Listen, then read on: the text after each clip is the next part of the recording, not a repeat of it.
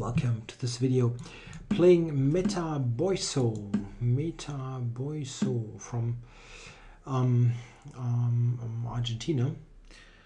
C4 here, okay, maybe E6. I often play with the D4 in this structure, but this E6 setup is not so bad. It looks a bit weird maybe, but it's surprisingly resilient.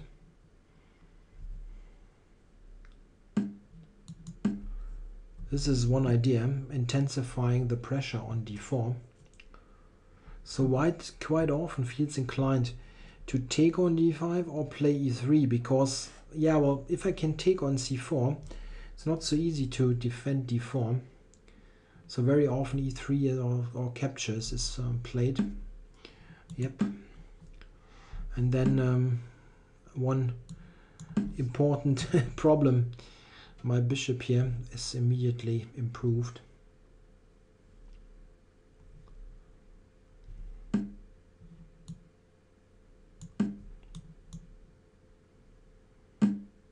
Okay. I don't mind that. I mean, it's always nice to have the the two bishops, but it's also nice to get this knight on c6 rerouted, which is always a bit awkwardly placed. Not always, but most of the time.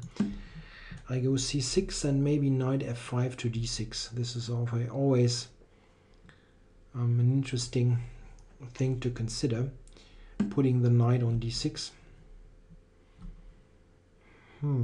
Okay. I'll flick in this move.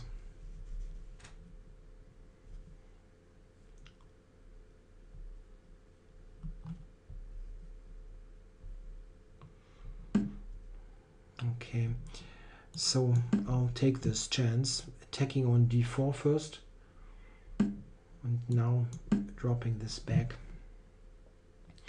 That very often is a good square in Queen's Gambit exchange structures, and this is a Queen's Gambit exchange structure. Also commonly known as the Carlsbad structure from this is coming from this tournament that was played in the 1920s in the nowadays Czech city of Carlsbad.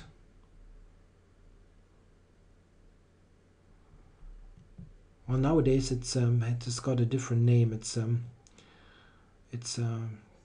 Karlovy Novi, something like that. Probably terribly butchering the pronunciation.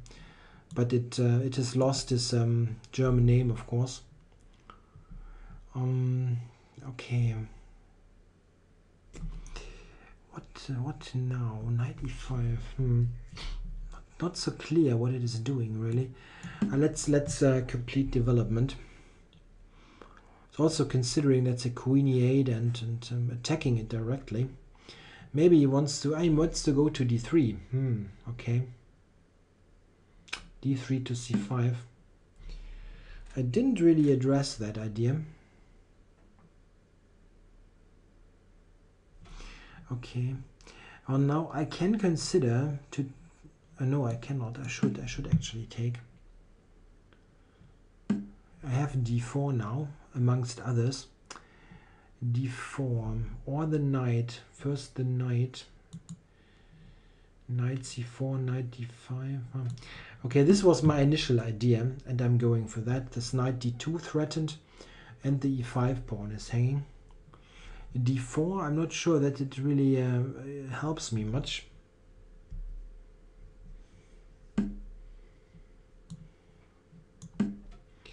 This just looks nice, getting the pawn. Oh, really? Okay, well, d4, I'm in a pin, yeah, I know. It still looks awkward. I can even take. Yeah, why not actually? I mean, maybe not because I had something better. That's possible, but it wasn't bad. Okay, all the queen needs to move, of course. But where? Maybe here. queen takes this bishop f5, and here, yeah, maybe bishop f5 as well, or bishop g4.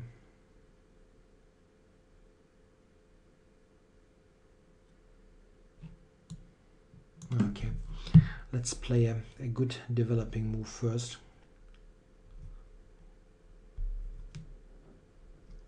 And then decide what to do.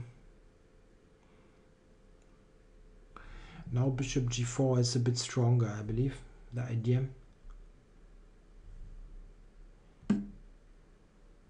Okay, bishop g4. Rook e1 is a really annoying pin. Okay.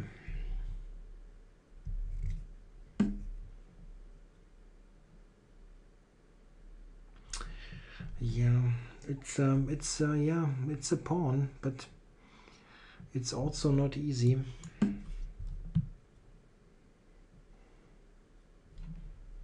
c5 is just a very nice spot for the knight.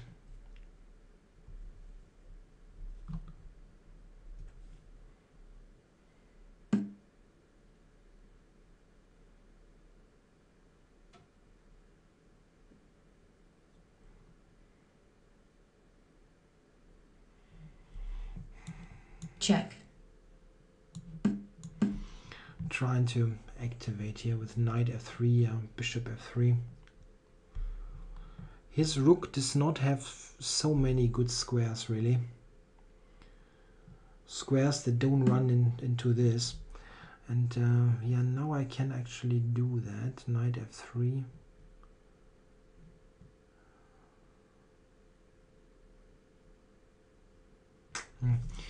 It's not really so great at the end.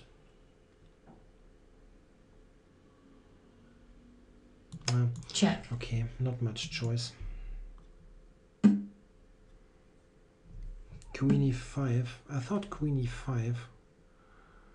Okay, or maybe this is better. It's possible. Okay, so my idea was, of course, to get this excellent bishop on d5, but he can, of course, take here on b7. I have queen b2 though,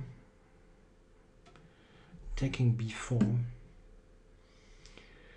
or the rook actually. Why not the rook? Time warning. Rook b8, maybe queen a7. Queen a7 looks completely unhuman move. Allowing queen f3. It's a bit of a gamble. After queen a7, I can move the rook to c8 or something. Just hoping that, yeah, that he is not going for that.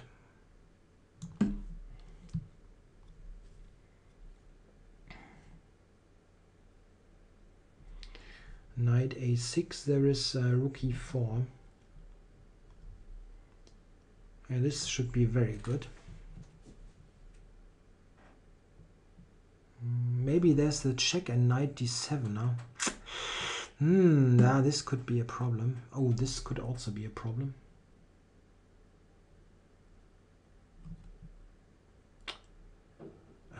No.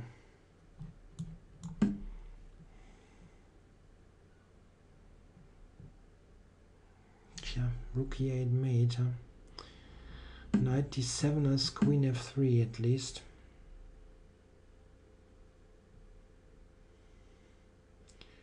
I'm not sure what this is. Is this a draw, or is this a win?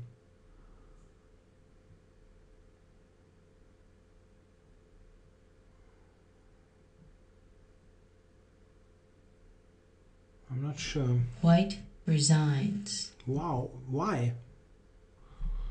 Am I too stupid to see it? I can go to b2 with check, but still I still needed to find this, and this check. Seems to be a win with check. This coming.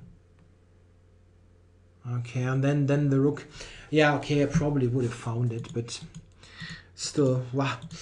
And this was very tough. First of all, I'd like to know what's happening here. The computer wants to do rook to d8. Okay. And not... it... Well, 97, I must admit, I just overlooked. He can play 97. Oh, wow.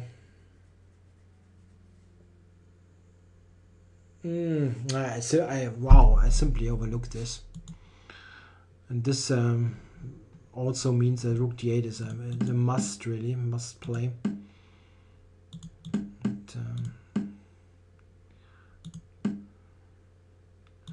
Yeah, this loses, but okay, it's